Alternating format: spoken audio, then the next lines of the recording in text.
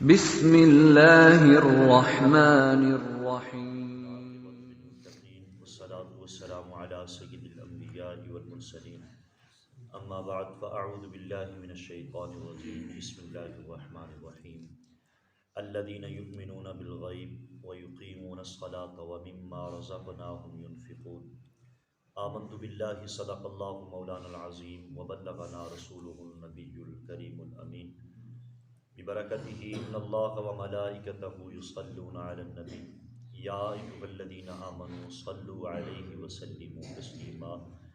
تمام دوست باواز بلند درود پاک کا نذرانہ پیش کیجیے۔ الصلاۃ والسلام علیک یا سیدی یا رسول اللہ، الصلاۃ والسلام علیک یا سیدی یا حبیب اللہ، الصلاۃ والسلام علیک یا سیدی یا نور اللہ، وعلی آلک واصحابک یا حبیبی یا سیدی یا محمد رسول اللہ صلی اللہ علیہ وسلم۔ اللہ تبارک و تعالیٰ کی لا تعداد بے شمار حمد و ثنا کے بعد درود و سلام کا نذرانہ حضور تاجدار مدینہ سرور قلب و سینہ فیض گنجینہ صلی اللہ تعالیٰ علیہ وآلہ وسلم کی بارگاہ میں میرے واجب القدر بزرگ اور دوستوں نوجوان ساتھیوں، سورۃ البقرہ کی آیہ مقدسہ آپ کے سامنے تلاوت کرنے کا شرف حاصل کیا ہے۔ اس کے ضمن و ضائل میں چند ایک باتیں عرض کرنی ہیں۔ دعا ہے خالق کائنات زبان پر حق جاری فرمائے اور ہم سب کو سن کر عمل کی توفیق عطا فرمائے۔ میرے واجب القدر، گزشتہ دن الذین یؤمنون بالغیب اس کے بارے میں تھوڑی سی تفسیر عرض کی تھی۔ انہی الفاظ کے ضمن و ضائل میں چند ایک باتیں عرض کرنی ہیں۔ خالق کائنات نے فرمایا الذین، وہ لوگ، یؤمنون بالغیب، جو ایمان لاتے ہیں غیب پر، یعنی بن دیکھے جو ایمان لاتے ہیں، وہ متقین ہیں، دل کے پرہیزگار ہیں، اور یہی پرہیزگار لوگ جو ہیں ان کی پہلی صفت یہ ہے کہ یہ غیب پر ایمان لاتے ہیں۔ میرے واجب القدر، قرآن کو صرف اتنا ماننا کہ قرآن ایک کتاب کا نام ہے، لاہور میں چھپی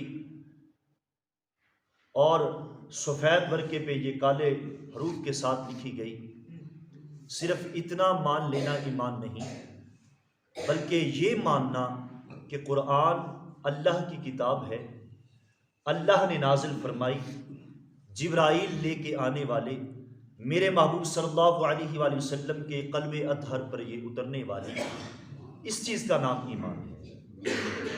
اسی طرح سے حضور صلی اللہ علیہ وآلہ وسلم کو فقط عبداللہ کا بیٹا ماننا، آمنہ کا نور نظر ماننا اور بشر ماننا، اور یہ کہنا کہ ہماری طرح کھاتے پیتے اٹھتے بیٹھتے تھے، ہماری طرح باتیں کرتے تھے، اس چیز کا نام ایمان نہیں۔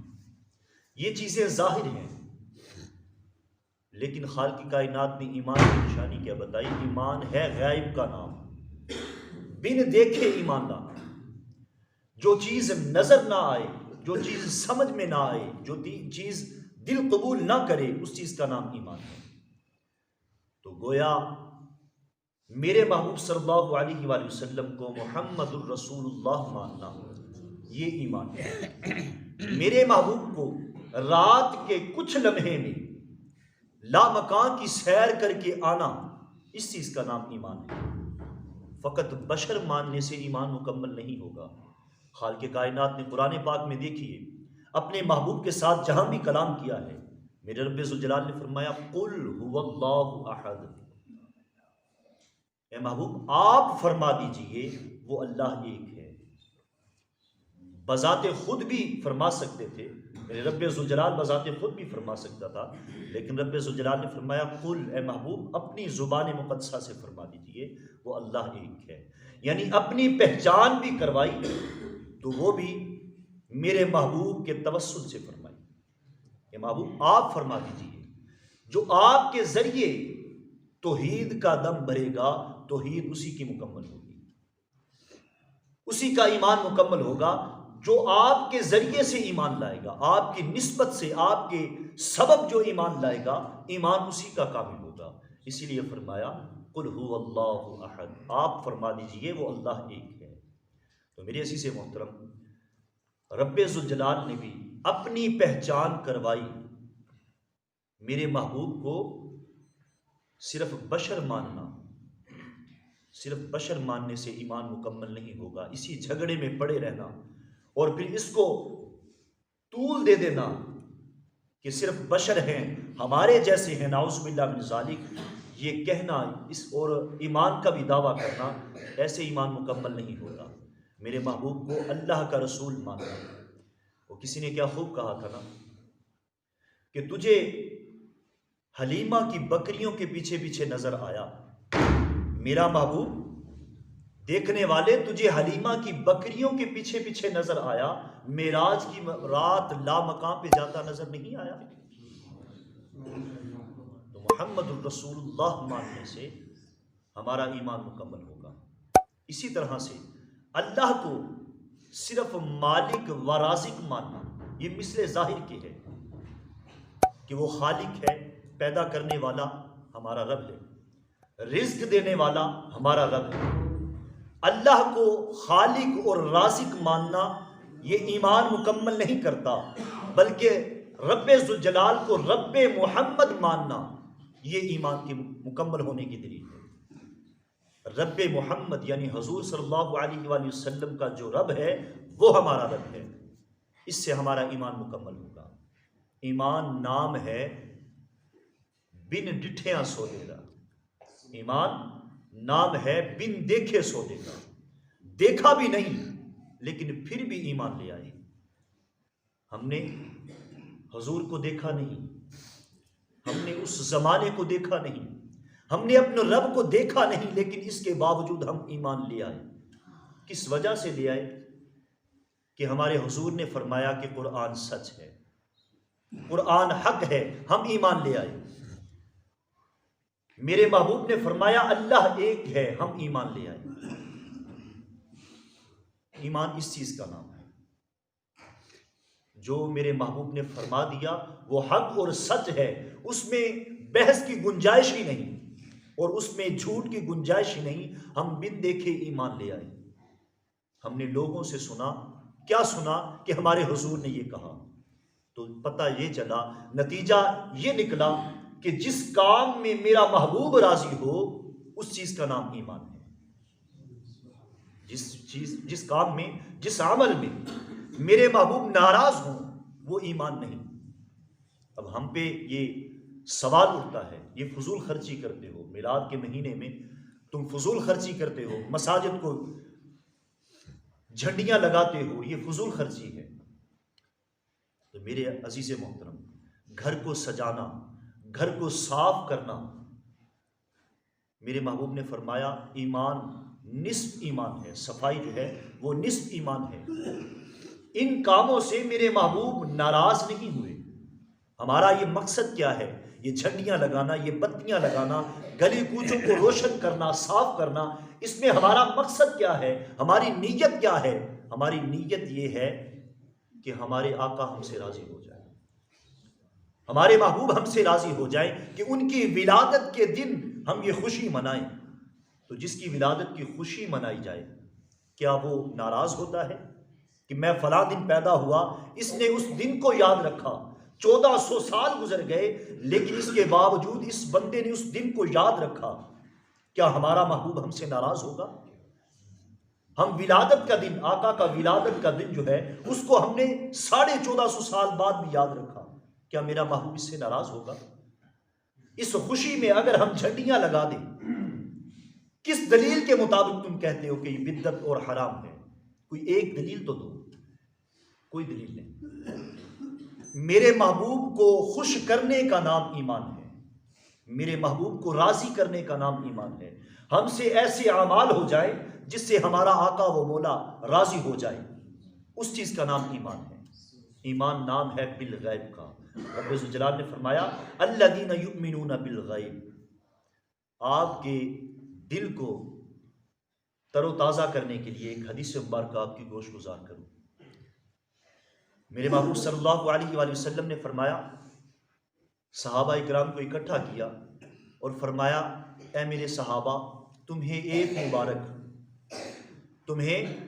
مبارک کہ تم نے مجھے دیکھا اور مجھ پر ایمان لے آئے، تمہارے لیے ایک مبارک، لیکن ان لوگوں کے لیے 7 مبارکیں جنہوں نے مجھے دیکھا بھی نہیں ہوگا لیکن میرے نام کے وظیفے پڑھیں گے،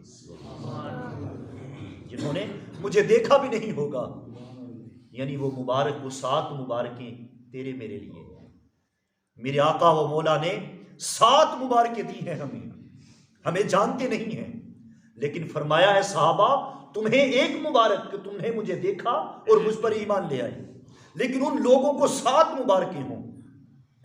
کتنے خوش قسمت ہیں کہ میرے محبوب ہمیں مبارکبادی دے رہے ہیں، کس بات کی کہ ہم نے محبوب کو دیکھا بھی نہیں، لیکن ان کے نام، صرف ان کا نام سن کر ہم اپنی جان قربان کرنے کو بھی تیار ہیں۔ میرے محبوب نے فرمایا، ہماری تسکین کے لیے فرمایا، کیونکہ ہم تڑپتے ہیں نا، رات دن تڑپ یہی ہے کہ محبوب کا جلوہ نظر آ جائے، ہر دل میں یہ تڑپ ہے کہ اس محبوب کا ایک دفعہ جلوہ نصیب ہو جائے، لیکن ہماری دل کی تسکین کے لیے میرے محبوب نے ہمیں مبارکیں دی، 7 مبارکیں دی کہ ان لوگوں کو، میرے ان غلاموں کو 7 مبارکیں ہوں جنہوں نے مجھے دیکھا بھی نہیں ہوگا لیکن میرے نام کے وظیفے پڑھیں گے۔ تو میرے عزیز محترم، ایمان نام ہے بالغیب کا، بن دیکھے۔ بہلول دانا نام سنا ہوگا آپ نے، بہلول دانا بڑا دانا اور مجذوب شخص تھا، ملنگ صف جو ہے۔ ایک دفعہ دریائے دجلہ کے کنارے بیٹھا ہوا ہے، تو بادشاہ وہاں سے گزرا، بادشاہ کی ملکہ زبیدہ نے دیکھا جب کہ مجذوب بیٹھا ہوا ہے، ملنگ بیٹھا ہے، تو ملکہ زبیدہ نے پوچھا، بہلول دانا جو ہے وہ ریت کے نا چھوٹے چھوٹے مکان بنا رہا ہے، جیسے ہم بچپن میں کرتے تھے، آپ کو یاد ہوگا، میں نے تو یہ کام کیا ہے، ریت آ جانی گھر تو ہم نے چھوٹے چھوٹے پاؤں کے اوپر نا مکان بنانے، پھر اگر کسی نے وہ گرا دیا تو ہم نے رونے لگ جانا۔ بہلول دانا بھی یہ کام کر رہا تھا دریائے دجلہ کے کنارے بیٹھ کر۔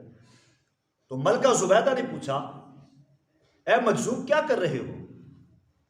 تو مجذوب نے کہا، بہلول دانا نے کہا کہ جنت کے گھر بنا رہا۔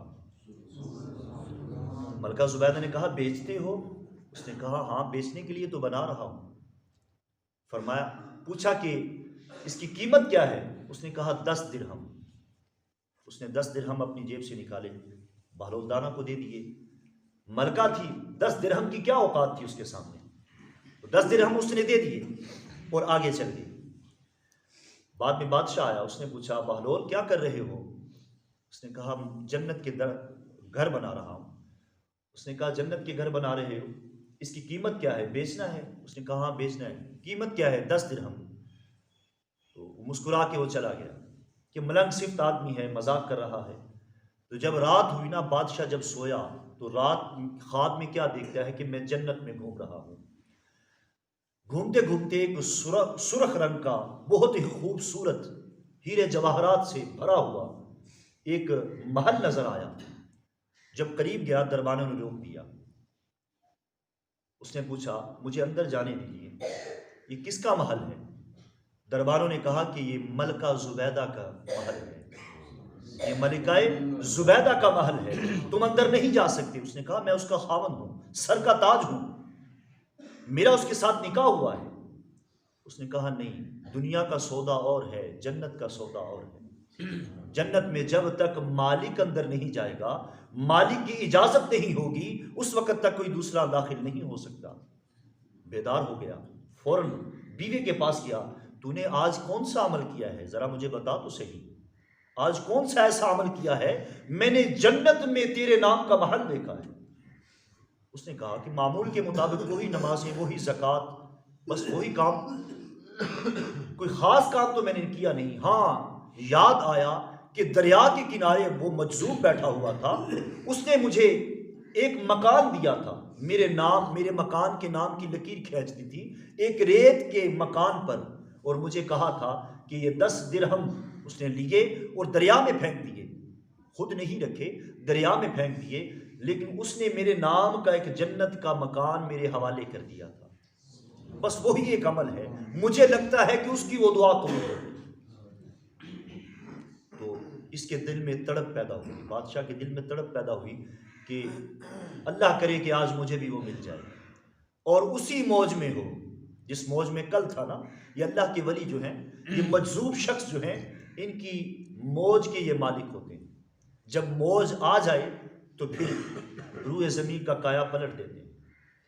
اس دل میں تڑپ تھی کہ آج بھی اسی موج میں بیٹھا ہو اور ایسے ہی مکان بنا رہا ہو۔ تو جیسے گیا نا، دیکھا ویسے ہی بیٹھا، وہ مجذوب جو ہے وہ ویسے بیٹھا مکان بنا رہا تھا۔ تو دل میں تڑپ پیدا ہوئی، کاش کہہ دے کہ آج بھی جنت کے محل بنا رہا ہوں۔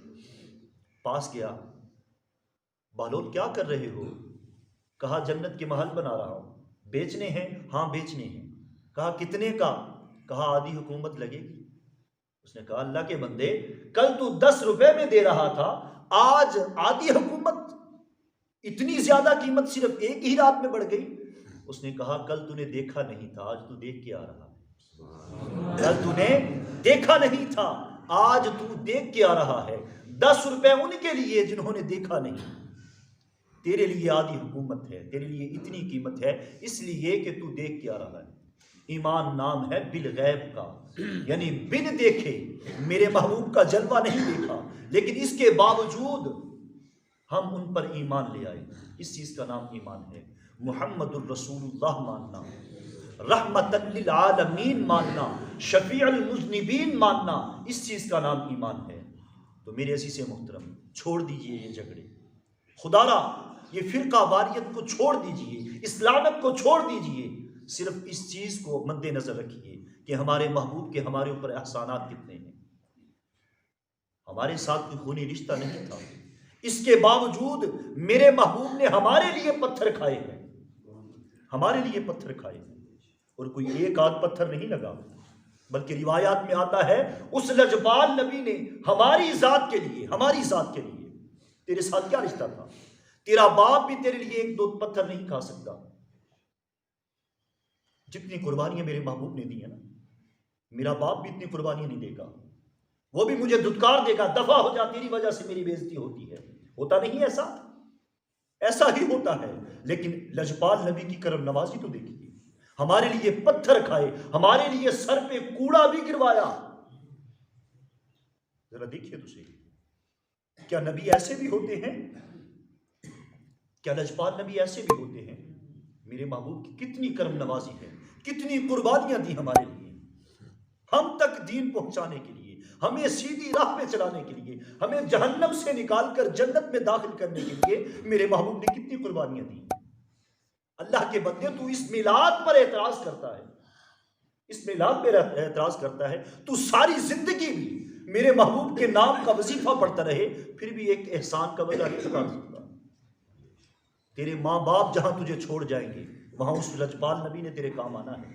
یہ ذہن میں رکھا کر، جب تو اعتراض کرتا ہے، جب تیری زبان سے یہ شکوہ نکلتا ہے، اس وقت سوچ لیا کر، یہ ذہن میں سوچ لیا کر کہ جب تیرے ماں باپ، تیرے بہن بھائی سب چھوڑ جائیں گے، تجھ سے نفرت کریں گے، ایک رات کے لیے بھی تجھے اپنے گھر میں پناہ نہیں دیں گے، اس وقت اس لجپال نبی نے تیرے کام آنا۔